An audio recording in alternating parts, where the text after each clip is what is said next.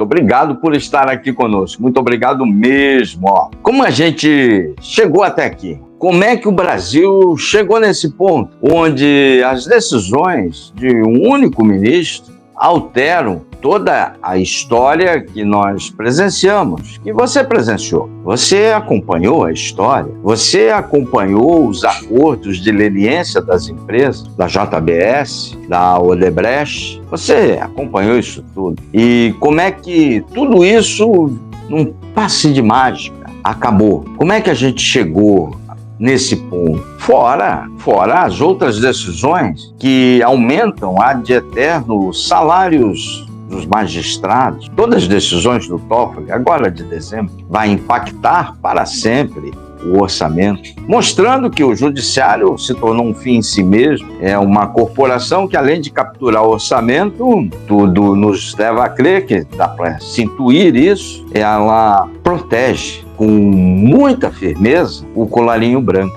É sobre isso que a gente vai bater um papo, mostrar para você, colocar luzes para você, como a gente chegou nesse ponto. Como que nós chegamos nesse ponto? Muitos já sabem, outros precisam serem relembrados e outros não sabem. Nós vamos falar sobre isso. Você que ainda não conhece aí o nosso trabalho, nosso canal, tem mais de 1000 vídeos à sua disposição. Todo dia a gente sobe um caminhão de conteúdos para você, um caminhão, além de vídeos, artigos, abordando os assuntos por vários ângulos, vários prêmios, para agregar valor à sua opinião. A gente não tem pretensão de formar a sua opinião, mas assim agregar valor. Esse espaço a gente cuida com muito carinho, tudo que a gente pede a sua inscrição, o seu like, o seu joinha. E se gostou dos vídeos, compartilhe, indique um amigo. É bastante importante. Os canais que oferecem, como este aqui, conteúdos sérios, desprendido das caixinhas ideológicas, tem muita dificuldade. A plataforma não gosta de conteúdo sério. A massa da população detesta conteúdo sério. E aqui a gente não faz lacração, não fala de OnlyFans, não mostra a bundona pelada. Aqui a gente fala de política, que é um assunto chato, controverso, tem várias opiniões por vários ângulos, e as pessoas ficam magoadas aí. Às vezes você tem que falar do governo federal, do Lula, às vezes você tem que falar do Bolsonaro, tem que falar de todo mundo. Afinal de contas, você trabalha 4 meses, você não pode se esquecer nunca disso. Você trabalha 4 meses, 4 longos meses, para manter essa casta toda funcionando, essa engrenagem toda, pagando impostos. Em alguns estados você vai trabalhar 5 meses. E com a sanha arrecadatória do PT, o PT tradicionalmente aumenta impostos, aumenta a carga tributária, nós podemos chegar no final do ano trabalhando 5 meses para o governo. É por isso que nós temos esse espaço aqui. E às vezes a gente fala da direita, fala da esquerda, mas é para agregar valor à sua opinião. Como este assunto que nós vamos colocar luzes, como é que nós chegamos a essas decisões para lá? Eu vou ser generoso na palavra ali, para lá de suspeitas do Dias Toffoli. Começou em dezembro, as canetadas monocráticas dele, e se estendem até a semana passada. Ele mandou que se investigasse a Transparência Internacional, porque ela fez um relatório que diz que a corrupção aumentou, a percepção de corrupção aumentou no país. Mas não foi por esse motivo. O Toffoli foi lá na Lava Jato e investigou lá aquela fundação que os procuradores, promotores da Lava Jato queriam fazer. E a Transparência Internacional estava lá e ia gerir. No entanto, em 2020, a PGR tinha inocentado a Transparência Internacional disso tudo. Então, como é que a gente chegou a esse imenso poder do judiciário, sobretudo da caneta do Dias Toffoli, especificamente protegendo gente do colarinho branco? Irmãos Batista fizeram uma delação premiada, colaboração, acordo de leniência, JBS, empresa de acordo de leniência, 10 bi estavam devendo aos cofres públicos. O Toffoli, numa canetada, falou: não, esses 10 bi pode ficar com vocês aí, Batistinha, joia. A Odebrecht foi na mesma onda, 3 bi e uns quebradões, acho que são 3 bi 800, também pode ficar no seu caixa. E o prejuízo, quem pagou? Quem vai pagar? Eu, você, obviamente. O Estado vai arcar. O Estado vai arcar com isso tudo, com esses prejuízos. Arcou com a corrupção e vai arcar. Como é que a gente chegou nesse estado de coisa? dezembro, ele também fez uma canetada, deu uma canetada bastante simbólica, que o TCU já deu o seu parecer, falou, danos irreversíveis ao Tesouro Nacional, parecer do TCU da semana retrasada. O Toffoli deu uma canetada, liberou mais de um bi para juízes. Todo dezembro você vai ver o judiciário com contra-cheques. E quando fala judiciário, as pessoas só acham juízes. Não, promotores, procuradores, desembargadores, juízes, todo mundo. Toda a farândula inteira. 800 mil, 700 mil, 1 milhão, contra-cheques. Quando o funcionário do Estado, eu fui funcionário do Estado por mais de 30 anos, tem que se permanecer na classe média. Não pode você, funcionário do Estado, um tomador de riqueza, ficar milionário. Não pode. Você quer ficar milionário, tem que empreender na iniciativa privada, arriscar na iniciativa privada. Você pode ficar milionário, pode ficar pobre também. Então você arrisca na iniciativa. Aí sim você pode. Mas você, tomador de riqueza, funcionário do Estado, você fica rico. O judiciário, os membros do judiciário ficam ricos. Tudo isso com a conivência do Congresso Nacional. E por que tem essa conivência? Porque as pessoas não cobram dos políticos. As pessoas têm político de estimação, aí é isso aí. Mas como é que nós chegamos nesse estado do judiciário? A primeira parte, eu já vivo falando aqui para todo mundo, o judiciário começou a ganhar imenso poder lá na época da Dilma, depois veio para o Temer, mas muito comedido. Ele estava dando passinhos pequenos, passinhos de tartaruga. Com o advento do bolsonarismo, com o radicalismo deu tudo que o judiciário precisava, e aí ele ganhou esses poderes todos para defender a democracia. Vamos defender a democracia extrapolando os direitos constitucionais, as garantias individuais que nós tínhamos no passado, assegurados na Constituição de 88. Tudo que a gente pede é seu like, seu dislike. Aqui o conteúdo agrega valor ao seu conhecimento e ganhou bastante poder. E ficou quase que imparável com aqueles atos do dia 8. Ora, as pessoas, todos os outros aparatos, as instituições da República falaram, faz o que tem que fazer, porque nós chegamos à beira de uma ruptura de Estado. Portanto, aquilo que ele havia ganhado muito espaço com o radicalismo, se consolidou. E depois que um poder da República consolida, cristaliza o seu poder, ele não vai abrir mão. Ninguém abre mão de poder. Né? Mas como a gente chegou a isso tudo, eu vou passar um vídeo aqui para vocês, né? Vamos estrear aqui. O senhor já foi muito próximo. Deixa eu colocar no ponto. O senhor já foi muito próximo do presidente Jair Bolsonaro, os aliados mais próximos antes da campanha. Era isso que rompeu com ele. Deixa eu dar um pause e começar do início aqui, para você. O senhor já foi muito próximo do presidente Jair Bolsonaro, os aliados mais próximos antes da campanha. Daí o senhor rompeu com ele por ocasião da CPI da Lava Toga. O senhor disse que tanto o presidente quanto os familiares do presidente pressionaram o senhor para retirar sua assinatura que pedia a abertura da CPI da Lava Toga. Agora a gente vê aí o ministro Toffoli, que seria o principal investigado da CPI da Lava Toga, dessa pizza com o presidente, abraços com o presidente. Eu queria saber, o senhor acha que foram questões familiares que fizeram o presidente Bolsonaro se aproximar desses ministros da STF? Olha, eu não acho, eu tenho certeza.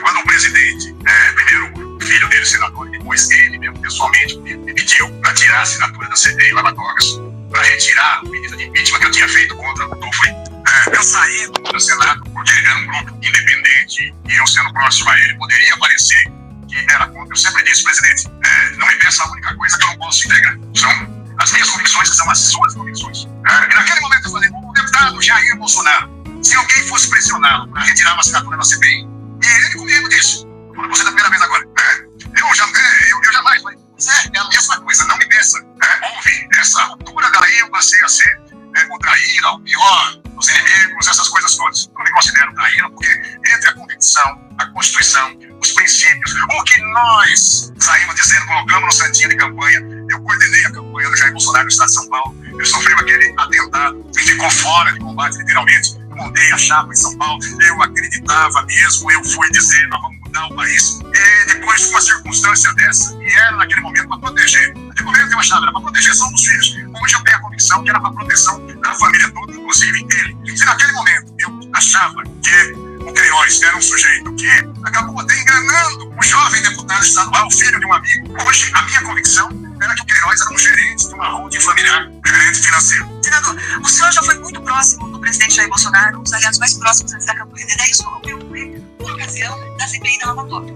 Esse aí é o senador falecido, senador Olímpio.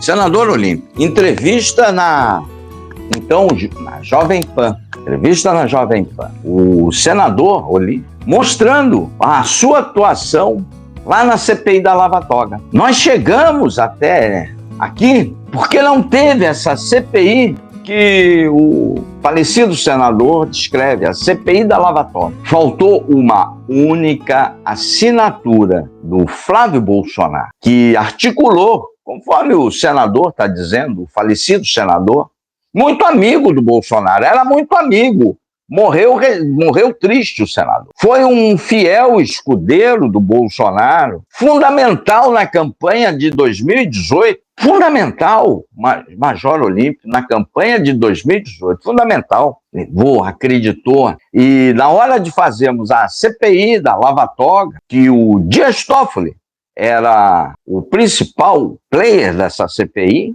era a cereja do bolo, como gostam de dizer, da CPI, o Flávio Bolsonaro não assinou. Além de não assinar, pressionou, junto com o então presidente Bolsonaro, para que senadores aliados, como o Major Olímpio, senador, pressionou para que outros também retirassem a assinatura. Nós chegamos a isso porque não tivemos a CPI da Lava Toga. Nós chegamos a isso pela completa omissão da família Bolsonaro, conforme disse o senador Olímpio, sem provas, tem que se registrar, e eu tenho a mesma convicção que ele. Isso tudo foi enterrado para proteger a holding familiar de rachadinhas da família Bolsonaro. No mesmo momento que tinha essa CPI, o início dessa CPI, ela iria iniciar as investigações sobre o Flávio Bolsonaro, sobre a sua chocolateria, loja de chocolate, sobre aqueles mais de milhares de depósitos não explicados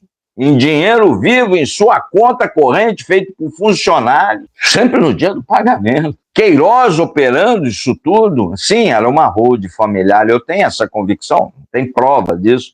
As investigações, quando se matou a CPI da Lava Toga, misteriosamente foram suspensas. Assim como da Odebrecht, misteriosamente acabou a dívida. Da JBS, acabou a dívida. As coisas somem misteriosamente no Brasil. Não é misteriosamente, é na cara de todo mundo.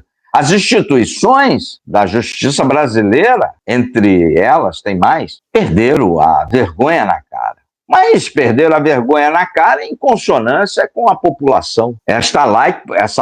Esse assunto, por exemplo, não deve estar rendendo nenhum like aí, porque a população brasileira é um lixo, adora político de estimação. São incapazes de reconhecer a vagabundagem, a direita bolsonarista é incapaz de reconhecer essa enorme vagabundagem, esse enorme desserviço ao Brasil. Agora essa mesma direita fica exaltando o Milei e o Bukele, não sei como se pronuncia. Os dois, que Bolsonaro é uma ova, uma pinóia, independentemente das decisões e do que o Milei acha ou pensa, ou o Bukele, como preferir. Esses dois estão com muita coragem, estão corajosos, não sei se estão certos, são corajosos. Estão cumprindo as promessas que fizeram na campanha para o seu povo. Quais as promessas deles que eles foram eleitos? Estão cumprindo. Muito diferente do bostil bolsonarista. A Bolsonaro, além de não ser corajoso, é um cagão, covarde, fujão, desertor, é um tremendo, um mentiroso que não cumpriu nada nas promessas de campanha. Está aqui o vídeo do Major Olímpio, restabelecendo a verdade ao longo do tempo. Teve todas as oportunidades para mudar o Brasil. E o que o Nutria, o vagabundo, preferiu proteger a loja de chocolate com os depósitos escusos, fazendo acordo com o próprio diabo, com o Supremo Tribunal Federal, com o Dias Toffoli, com aquela galera toda que dá essas decisões hoje com a maior naturalidade, com a maior tranquilidade. E quem vai pagar essa conta que já foi roubada, a gente já pagou, na verdade, quem vai tomar prejuízo, e se tiver prejuízo, quem vai repor o caixa? Eu e você. 4 meses de imposto. Nós chegamos a isso graças à família Bolsonaro. Todos eles. É por isso que chegamos a isso. Isso tem que ficar muito claro, muito exposto. As pessoas têm que ter ciência. E você tem que aprender. Ser de direita não quer dizer seguir essa vagabundagem. Não quer dizer isso. Para ser de direita não precisa ser bolsonarista, não precisa ceder a esse lixo todo, não precisa se comportar com isso. Tantos fatos já vieram à tona. Eu, por exemplo, só me inteirei dessa podridão toda. Na época, eu estava na eleição municipal, nem saber de Brasil, saber de município, Zé das Couves, dava a articulação das eleições municipais. Mas você tem que se inteirar. Não antes tarde do que nunca. Antes tarde do que nunca. Depois da eleição, quantos podres vieram à tona, desde roubo de joia? Essa direita bolsonarista, para encerrar, saia disso, meu irmão, minha irmã, saia dessa porcaria. Essa direita não representa nada na luta da direita. Nós chegamos a esse ponto graças à família Bolsonaro. Está aqui. Eu mostrei o vídeo para vocês do Major Olímpio, por isso que a gente chegou nisso. Tiveram todas as oportunidades de mudar o Brasil. Preferiram comer chocolate. Preferiram a vagabundagem, o andar de moto, do que trabalhar, cumprir as promessas de campanha com coragem. Não tiveram a coragem do Bukele, do Milei, além de não terem a coragem desses dois líderes de direita, que muito exaltados pelo bolsonarismo, não vejo nenhum problema nisso, mas não compare com o Bolsonaro. Bolsonaro, além de cagão, é mentiroso, covarde, desertor, traidor, não cumpriu nenhuma promessa de campanha. A única promessa que ele cumpriu foi para a loja de chocolate do seu filho. Parou a investigação. Eu fico com o Major Olímpio aqui, senador, falecido senador pelo estado de São Paulo. Restabelece a verdade. Nós chegamos a esse ponto graças à vagabundagem da família Bolsonaro. Inscreve-se no canal. Aqui o conteúdo é sério. Não é brincadeira, não. Inscreve-se aqui.